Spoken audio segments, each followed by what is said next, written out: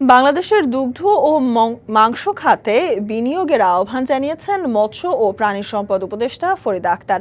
রবিবার সকালে বরিশালে প্রাণী সম্পদ ও দুগ্ধ উন্নয়ন প্রকল্পের অগ্রগতি পর্যালোচনা কর্মশালায় তিনি এই আহ্বান জানান।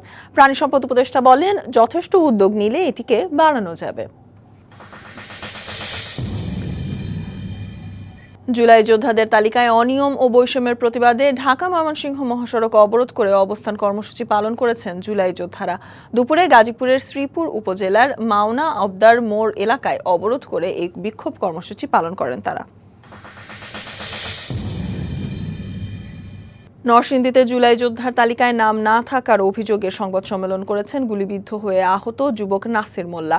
সরকারি তালিকা তৈরির সময় তার সন্তানের মৃত্যুর কারণে স্থানীয় প্রশাসনের সাথে যোগাযোগ করতে পারেননি। এ কারণে তালিকা থেকে বাদ পড়েন তিনি। এ ব্যাপারে প্রশাসনের সাথে যোগাযোগ করা হলেও নেওয়া হয়নি কোনো পদক্ষেপ।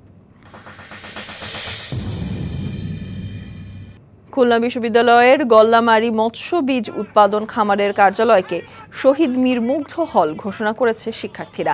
রবিবার দুপুরে বিশ্ববিদ্যালয়ের হাদি চত্বরে জড়ো হয়ে শিক্ষার্থীরা মিছিল সহকারে মৎস্য বীজ খামারের কার্যালয়ে অবস্থান করে। পরে মূল ভবনে শহীদ মীর মুগ্ধ হল লেখা ব্যানারে টানিয়ে দেয়। জুলাই আগস্টের ঐতিহাসিক গণ অভ্যুত্থানের বর্ষপূর্তি উপলক্ষে চট্টগ্রামের পটিয়ায় বিজয় মিছিল অনুষ্ঠিত হয়েছে।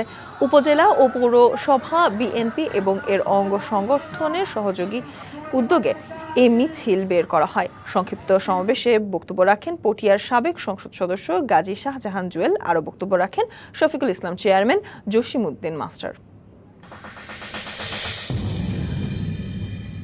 পটুয়াখালীর রাঙ্গাবালির উপজেলার চালিতাবুনিয়া ইউনিয়নে নদী ভাঙন রোধে জরুরি সরকারি উদ্যোগের দাবিতে মানববন্ধন হয়েছে। ঘণ্টাব্যাপী মানববন্ধনে পটুয়াখালী বিজ্ঞান ও প্রযুক্তি বিশ্ববিদ্যালয়ের সাবেক উপাচার্য ডক্টর আব্দুল লতিফ মাসুম, বাহাউদ্দিন হাওলাদার সহ স্থানীয়রা অংশ নেন।